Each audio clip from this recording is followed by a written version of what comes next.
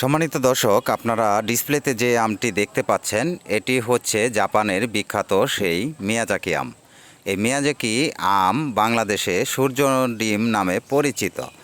এই আমের চারাগুলো আপনারা যে কোনো নার্সারিতে পেয়ে যাবেন। এই আম বাংলাদেশের মাটিতে ছাদ বাগানে খুবই ভালো ফলন হয়ে থাকে। এই আমের স্বাদ সুগন্ধ খুবই মজাদার, এর মিষ্টতা অনেকটাই ভালো। এই আমগুলোর খেতে ফ্লেভারটা খুবই সুন্দর, চমৎকার একটি ফ্লেভার চলে আসে। আমাদের অন্যান্য আমের চাইতে এই আমের ফলন অনেক বেশি আমাদের মাটিতে।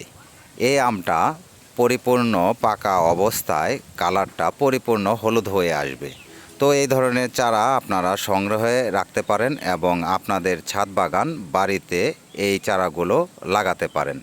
ধন্যবাদ পাশে থাকার জন্য।